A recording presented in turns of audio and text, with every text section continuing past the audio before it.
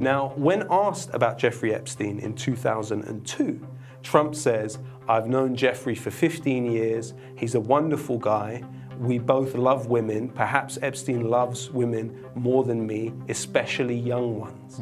So this is what Trump is saying.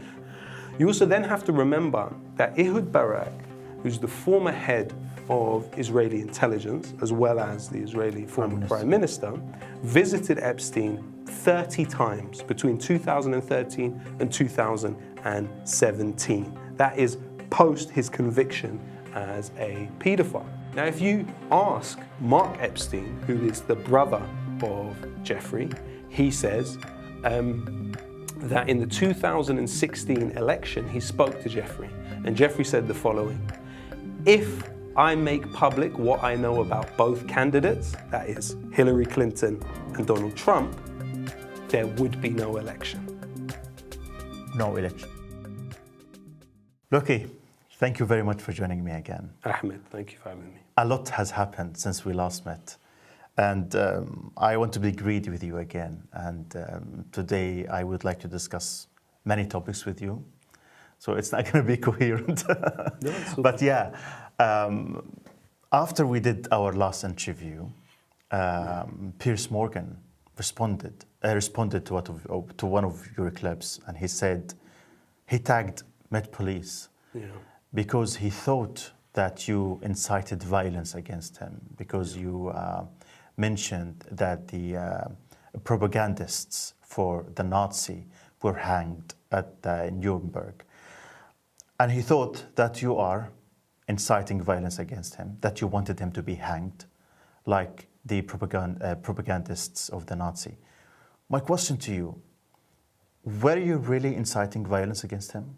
No, absolutely not. What I was seeking to do was demonstrate the seriousness with which the issue of propagandizing for genocide has been taken in the past in different processes. I was not saying that any harm should come to him, but what I was seeking to do was draw some form of accountability in terms of propagandizing for genocide. Now, I have looked at the Hasbara handbook, the guide for Israeli propaganda in 2009, which was published by the Israel Project. Now, it has an entire chapter 4, on how to deal with presenting Hamas in public appearances. Now, I would say that the way he presented this topic on his show for almost the first 2 years of the genocide clearly aligns with the way it is advised to deal with the topic in this Israel Project Hasbara guidebook in 2009. It's a laid plan for putting forth talking points that originate with the Israeli government. Now, what I was also calling for was a critical examination of the news infrastructure that he has been a part of for much of his life, but particularly during the war in Gaza. Now, if you look at Rupert Murdoch as the ultimate controller of News Corp for all of these years, and you consider that in 1983 you had 50 different companies who were in control of 90% of US mass media. Now, as of today, that 90% of US mass media is controlled by 6 companies. One of them is News Corp, which is Rupert Murdoch. He is a personal close friend of Benjamin Netanyahu, described in Netanyahu's book as the best friend Israel could ever have. But more significantly than that, I would say, he had an Israeli tech company owned by Murdoch operating in this country called the NDS Group. Now, this was staffed by former personnel from the Israeli military and Israeli intelligence, and it was hacking the opponents of Murdoch in the media.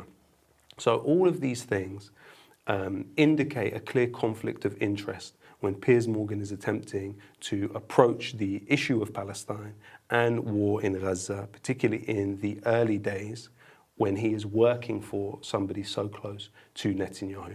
That's something that I was pointing out, and I believe that as time goes on, there will be far more people searching for accountability for those that serve that kind of role in the early days. So, of course, it's unfortunate that he has reported this to the police. He says he reports all threats.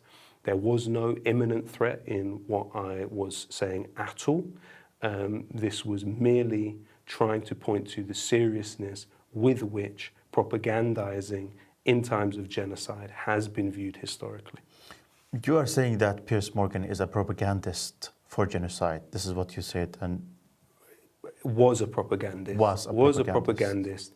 And it's only recently that he's broken away from that partly. But on wider issues like the war with Iran, he was reading from the script completely, really, in my view. We'll talk a little bit again about how he changed. But you're saying that he was a propagandist for Israel. Yes. He would say that what he was trying to do is to ask legitimate questions.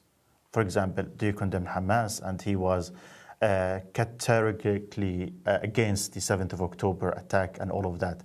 He would say that this is not a propaganda for Israel. These are legitimate questions that he, as a journalist, would want to ask his guests.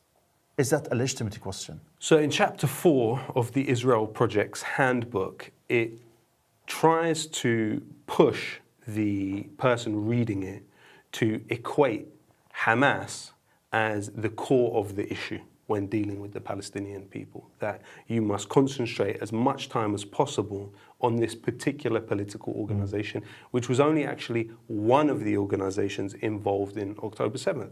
There were others, the PFLP, the Jihad al-Islami, there were other factions involved.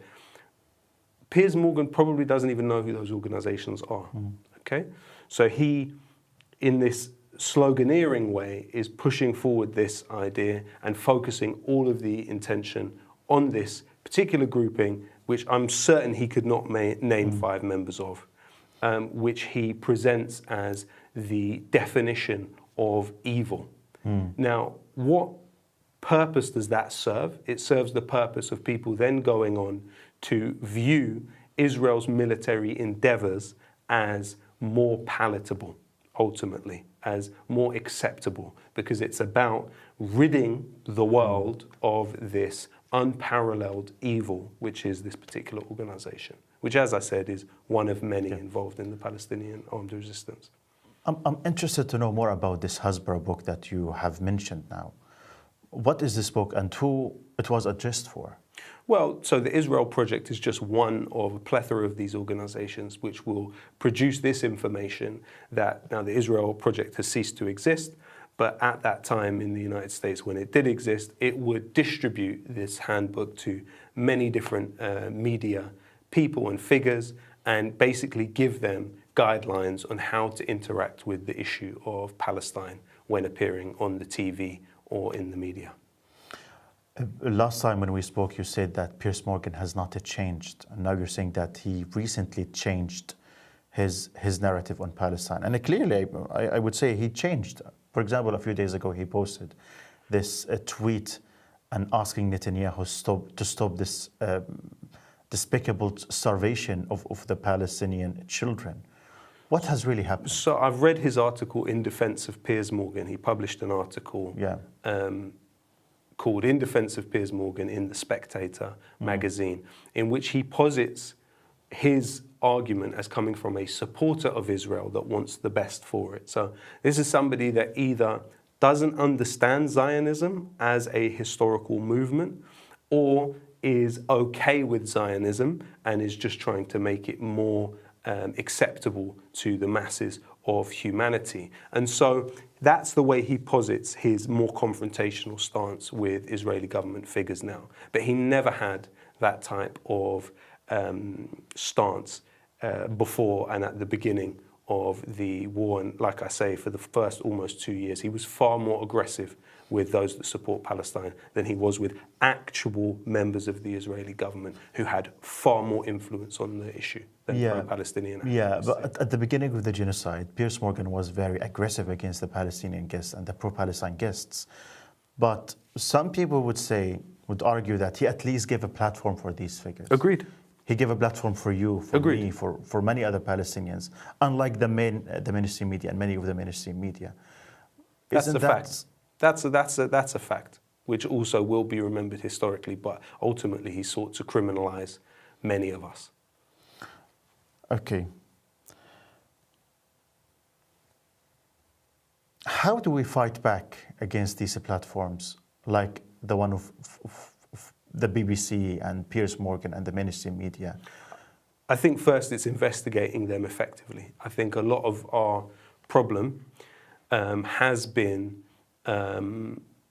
the extent to which we will focus on the spectacular side of the violence rather than looking at the more mundane aspects of it and the way it functions within infrastructure.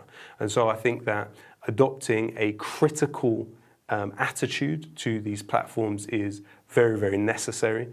And, you know, for instance, when you look at the BBC, you have someone like Robbie Gibb with a significant position in the board. Supposedly, his role is maintaining the independence of the BBC. But this is somebody who was part of a consortium that owned the Jewish Chronicle for a long period of time.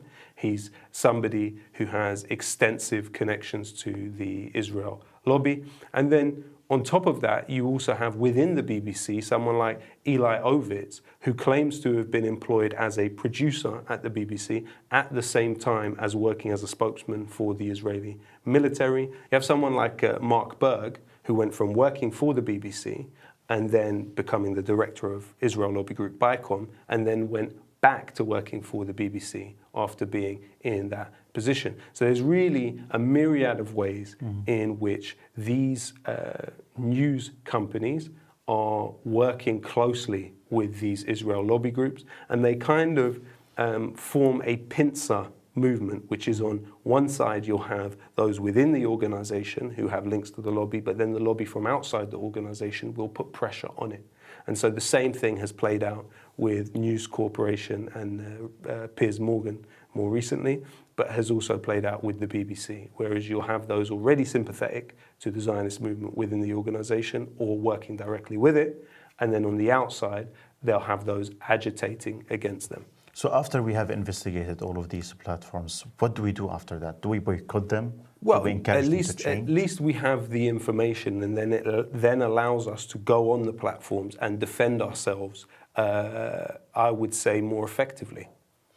Okay, on a different topic, a few days ago, Keir Starmer said that he would recognize the state of Palestine if the war in Gaza did not end by Israel.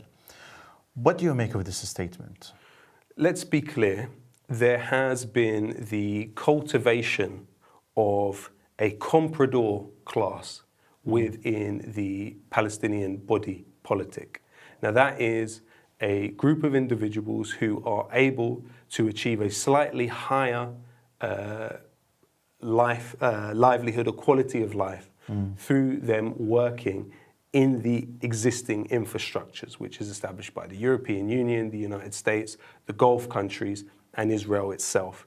Now, those countries will work on funding and training this comprador class and security force to essentially serve Israel's interests. So in the case of there being the resistance in Jenin, for example, they will be killed by the Israelis, but they'll also be killed, as we have seen, by Palestinian Authority forces. In the case of protests in solidarity with Gaza cropping up in the West Bank, they will be shut down by the Palestinian Authority forces. The Palestinian Authority would say that they're doing this because they want to protect the Palestinians in Jenin and they want to protect the Palestinians in the West Bank, knowing that Israel has a genocidal intention towards the West Bank. The West Bank is very important for Israel. It's way more important than Palestine. So their logic is that they're trying to preserve the Palestinians in that land, to protect the other communities from being expelled by the Israelis, and also to preserve the Palestinian cause from being So are the destroyed. Palestinians being expelled in the West Bank or not? Sorry? So is there currently a situation where Palestinians in the West Bank can be ethnically cleansed and expelled? They are. They are. They are. So what is abundantly clear is that even if that is the underlying logic of more well-intentioned members of what I'm talking about, the march of Zionism has continued. And actually what you see is, since the establishment of the Palestinian Authority, the amount of settlers in the West Bank has expanded exponentially. Definitely. So it hasn't prevented any of the things that supposedly it's meant to. On top of that, even if one was to accept, which I don't, the idea that armed resistance should be completely neutralized, what happens when you are shutting down protests? Are we saying that Palestinians do not have the right to protest against what is happening in Gaza because it might provoke the Israelis? The Palestinians have the right to protest. But they're being stopped. And that is a verifiable, documented fact, that the Palestinian Authority forces have shut down protests in support of the Palestinians in Gaza. So the idea of statehood in this context is a meaningless gesture, ultimately. Keir Starmer, I believe, is attempting, again, this may be perceived as unlikely to some, but when you look at Trump and the climb down with the war in Iran, that was, on one side, Israel needing the ceasefire because its defensive capabilities had been massively depleted. Iran had destroyed 11,000 buildings in Israel. It had damaged 33,000 buildings in Israel. 41,000 Israelis have made claims for compensation from the Israeli government for damages incurred during the Iranian strikes. And what Trump did was he built an off-ramp. And that off-ramp was making a limited strike on Iran and a ceasefire that Trump and Qatar helped to form.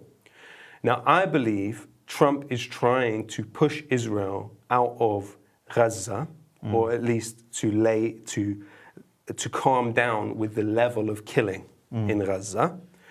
And so the way that he's doing that is by appealing to vassal states like the UK and Starmer to take these steps in order to form some form of pressure on Israel. Because while statehood, I think, would actually be meaningless in terms of the lives of Palestinians and impeding the march of Zionism, what it would allow is more space in terms of legal measures that can be taken against Israel, because now Palestine is supposedly a state. But does Trump really need to pressure Israel through the UK? He can himself call Netanyahu and tell him to call it a day. Well, that's what we say, but I think in the next part of the interview we'll get into a bit of why he doesn't have that confidence and really couldn't do it, because there's many ways in which he's significantly compromised by the Israelis. So I think it's a gentle nudge, really, is what I'd say. And I don't think anything will come to fruition from it. We don't know what really happened behind the scenes, but if we establish hypothetically is that Trump did not pressure Israel through the UK, don't you think that recognizing the state of Palestine is just a step in the right direction? No, because it's not going to happen. The UK in September will not recognize the state of Palestine. If it does, then it means it's meaningless. The UK is not in any way invested in impeding the march of Zionism.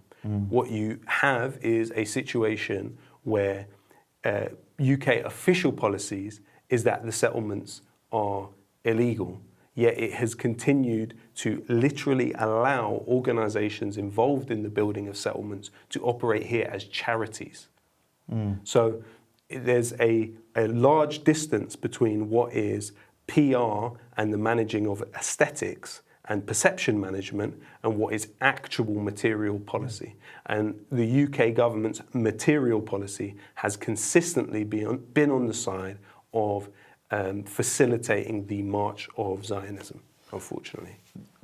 The logic of the PA behind encouraging the recognition of the state of Palestine is that they say If the UK recognizes the state of Palestine on the 67 borders, then this will have legal implications. Yeah. For example, the settlements in the West Bank will be completely illegal, and the products of these settlements will be illegal. Many other legal obligations towards the UK. But that's already the case. I mean, the settlements are already illegal. The produce of them should also not be being sold. Israel as an occupying power has no right, according to Geneva Conventions, to move citizens of it into territory it occupies and take that land. But I agree that there are potential legal measures that can be pursued on the basis of statehood. But I don't believe that's going to happen. The acceptance of statehood on the basis that the right of return no longer exists also has far bigger ramifications than just what happens inside Palestine. But why do you believe the majority of Palestinians exist outside of Palestine now? And so if the acceptance of statehood this was supposed to be part of the final status agreement, which was supposed to be negotiated at some point with the Israelis. This is just a diversion. This is just a distraction actually meant to buy Israel more time, but also in order to try and manage perception of the UK's role in all of this. So do you think that if Israel did not stop the war in Gaza, Keir Starmer would still not recognize the state of Palestine? Absolutely. Absolutely, of course not. Of course not. This is a lie. This is a lie. The British have excelled at presenting imperialism as noble-intentioned incompetence. And they've done it very, very, very well throughout the world, but particularly with Middle Eastern countries.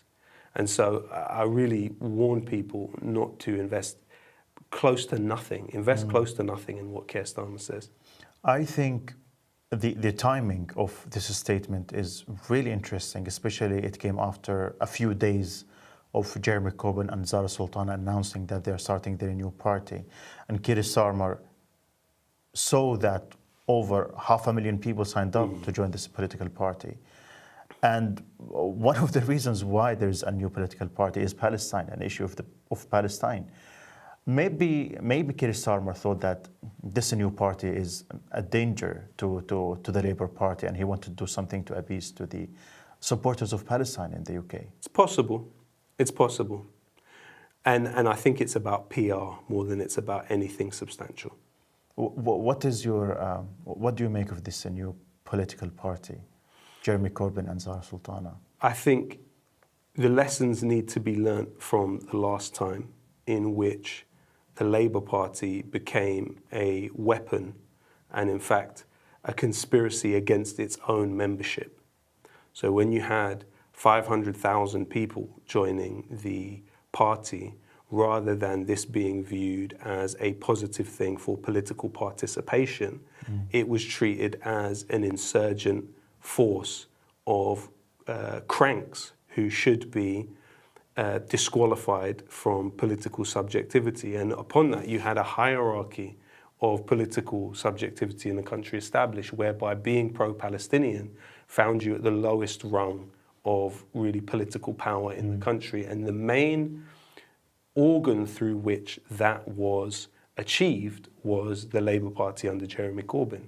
So it meant that the infrastructure was throwing to the wolves, in direct coordination with the right-wing press, throwing people and the Israel lobby, throwing people to the wolves on a daily basis. And we are talking about membership. We are talking about from the people with the strongest legacy on the left, like Ken Livingstone, who did things that actually no other figure on the left has done within the established structures of political possibility. We're talking about somebody who was the mayor of London and doing deals with Hugo Chavez from Venezuela at that time, who was fighting racism, who was fighting against the war in Iraq, somebody with a fantastic record who stated a historical fact, which was the collaboration of the Zionist movement and the Nazi government in Germany.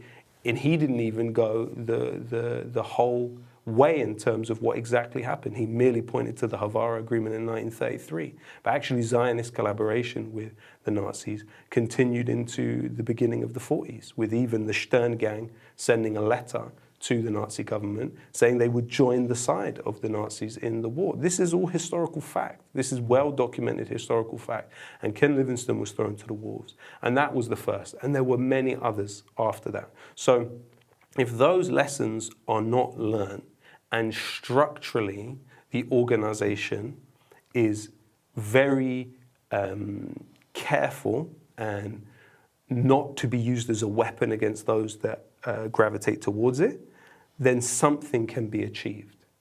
But if none of those lessons are learned, then there could be more mischief afoot. Are you optimistic that lessons can be learned? No. No. No. Why not? Because I haven't seen it demonstrated that there's been serious contrition about what happened, and that the people who suffered during that time, you know, there were people who died.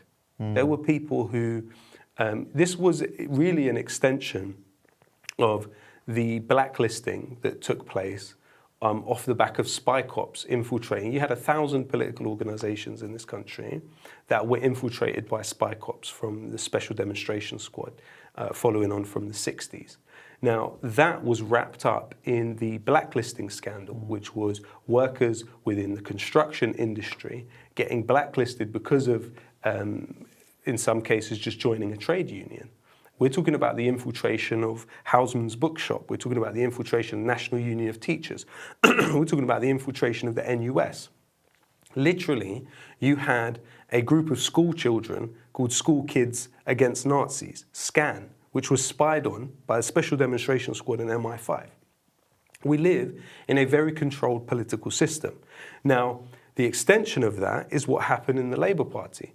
Bear in mind that the Labour Party at the beginning of the war on terror had hundreds of thousands of shares in BAE Systems, which is the largest arms company in this country, which benefited massively off the war on terror. You have the TUC, which has shares in BAE Systems. This is the trade unions of the country. Now, the British establishment and British state has done so much to make sure that the horizon of political possibility is very limited, while at the same time having the pretense of a free and open society. Now, if we cannot even begin to get close to an honest conversation about how the Labour Party became a weapon against its members, which was used by the British establishment and the Israel lobby, then the exact same things will be repeated.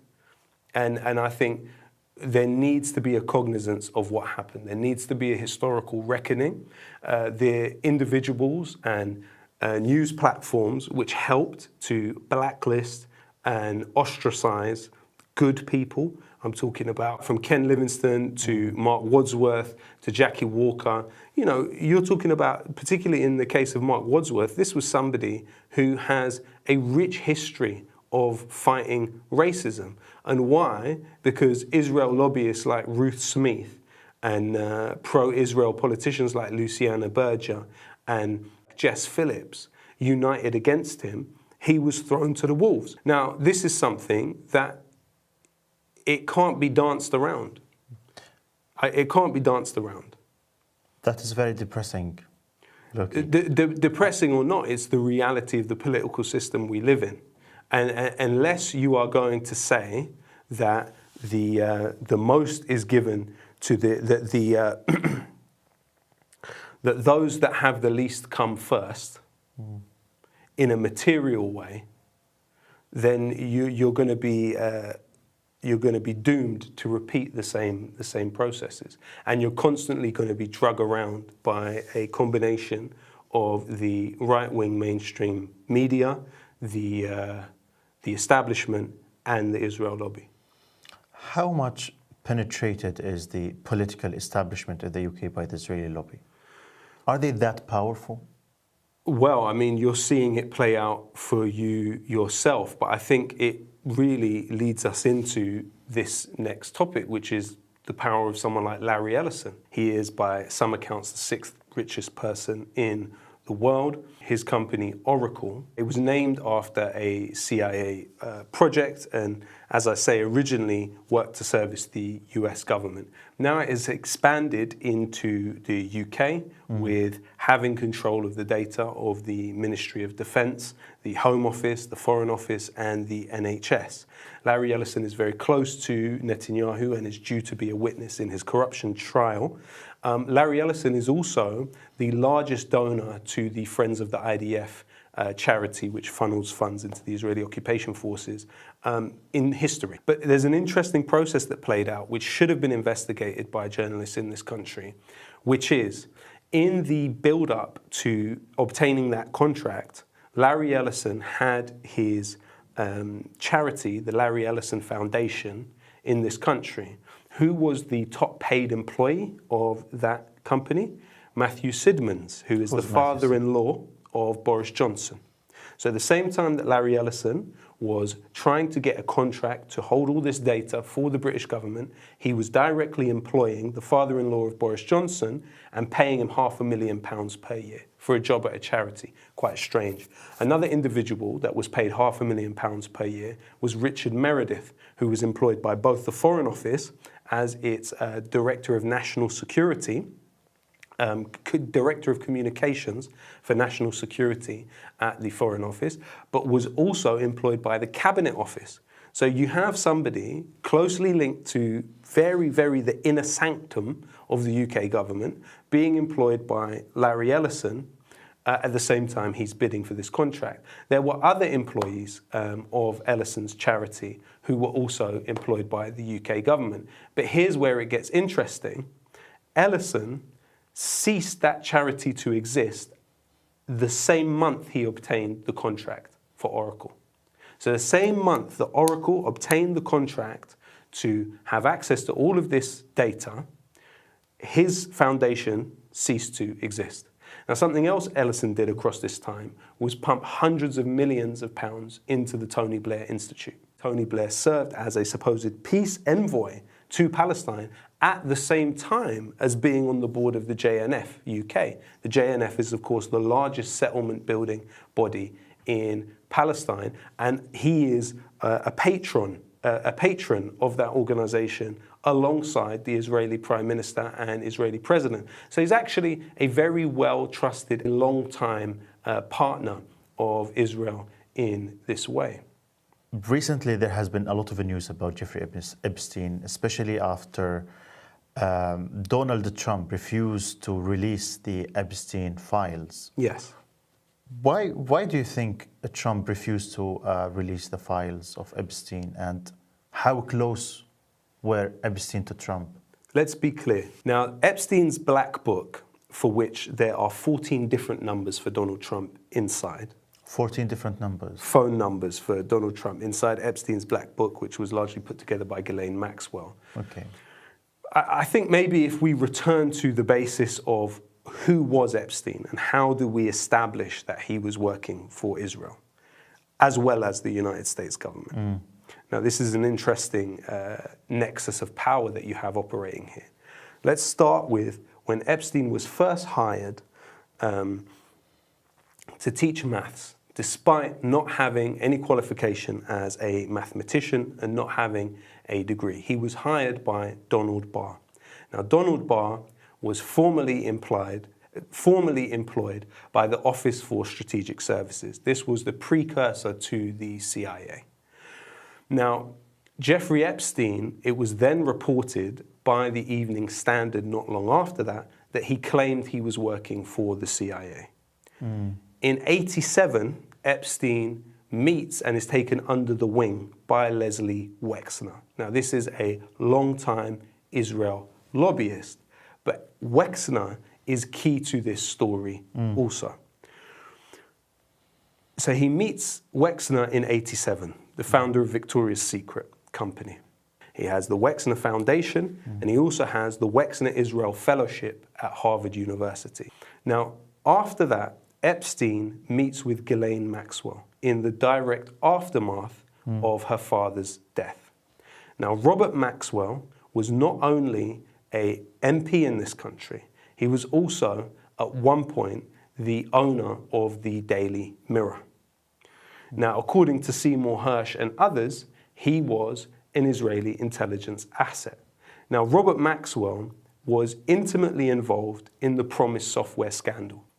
The Promise software scandal was software sold by Maxwell to the US government, which was bugged with a backdoor for the Israelis. Now, as the scandal took hold, Maxwell died on his boat in 1991, the same year that the main journalist investigating the Promise software scandal also died. And so, in the aftermath of that, Ghislaine Maxwell comes to live in New York. Now, she meets with Epstein. At that point, Epstein has a mentor by the name of Stephen Hoffenberg, who is his business partner. Hoffenberg claimed that when Epstein met Maxwell, he was boasting about being plugged in to a particular Israeli intelligence agency, and later on Hoffenberg claims that Epstein was boasting about selling Prince Andrew's secrets to Israeli intelligence.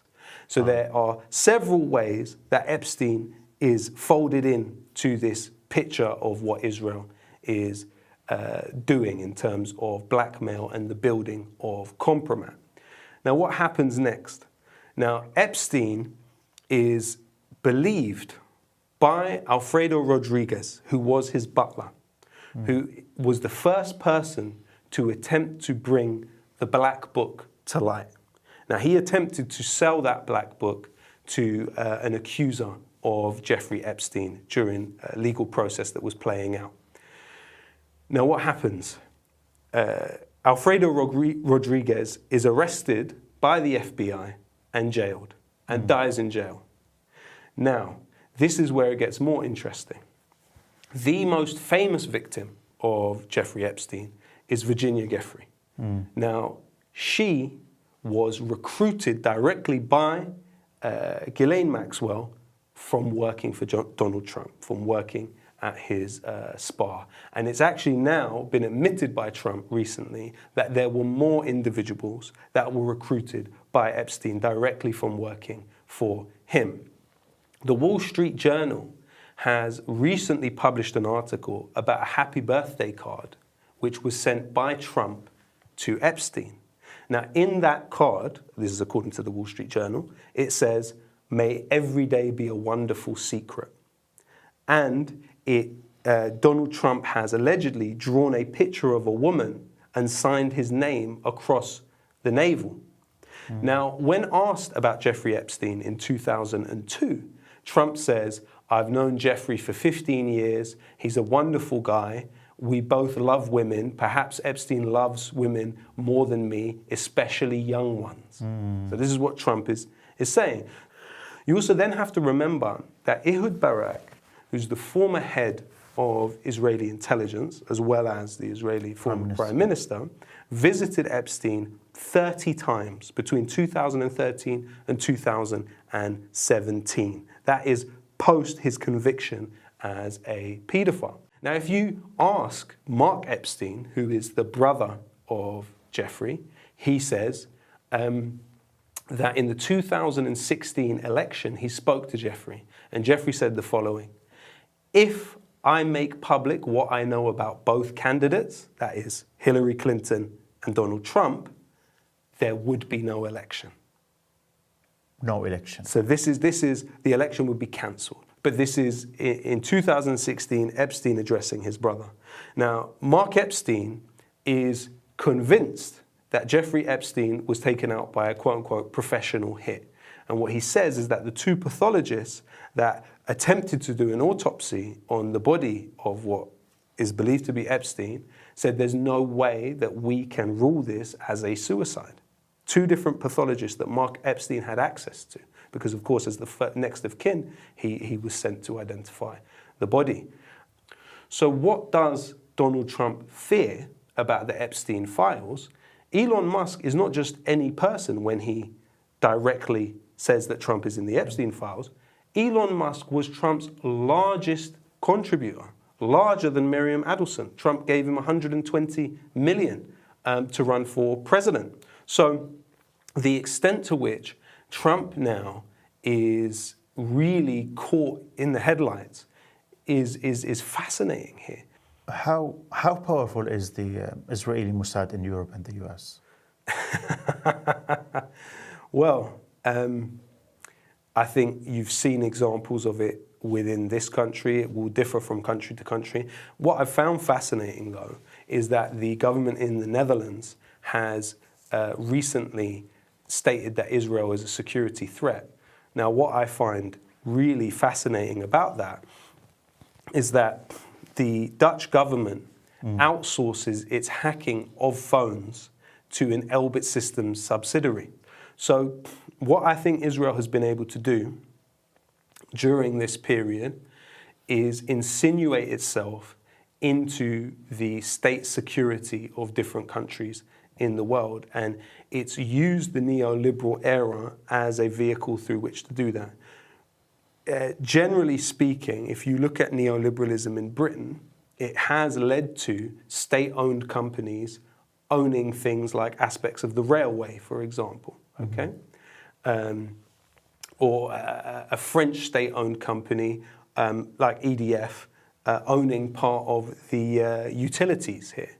So what happens then when you get intelligence companies like Celebrite, who are an outgrowth of Israeli Unit 8200, now having control of phone hacking in the country, or Oracle, which seems like an outgrowth of the CIA, but has an owner with clear loyalty to Israel. Also, the CEO of Oracle is Safra Katz. She's an Israeli, and she has gone on record as saying that any of our employees that have a problem with our commitment to Israel should work for somebody else.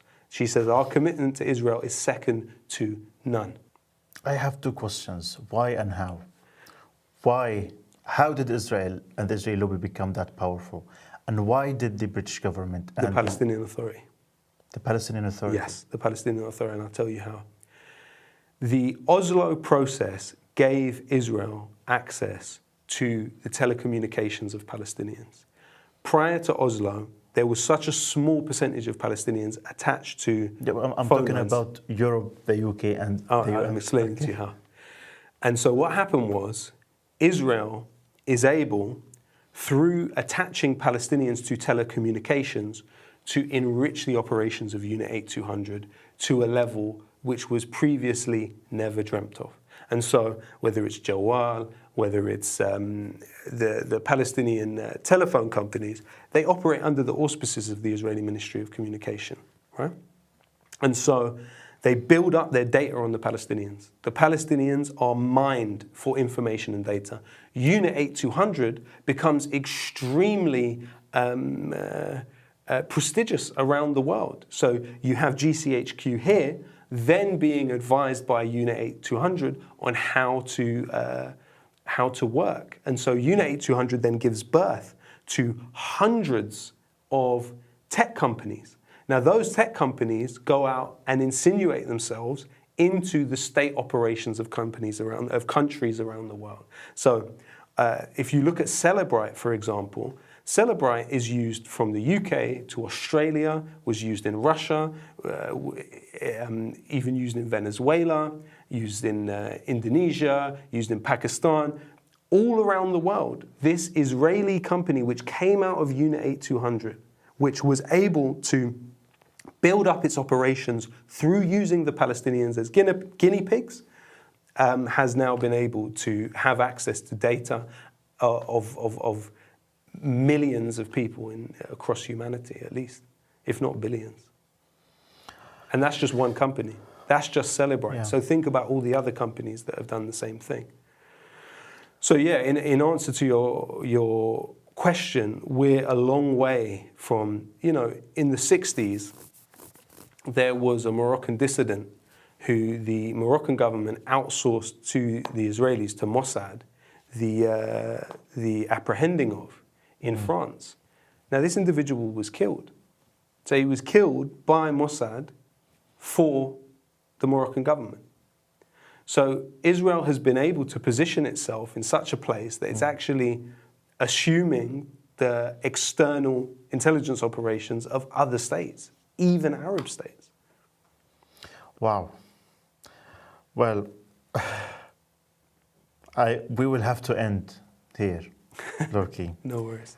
Thank you very much again for joining me. Thank you. And I think we must do another podcast. Absolutely. Maybe next time about some of these predictions, some of the predictions made in this podcast. Let's see. I'm sorry I have to finish now because, I have, no problem. I have this urgent trip to do.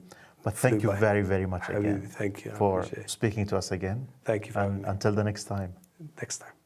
It's absolutely essential that we push back against the Zionist genocide in Gaza and Zionist expansion elsewhere. One of the only ways that we can do that here is through the media, speaking, exchanging ideas, and researching the organizations that are involved in it.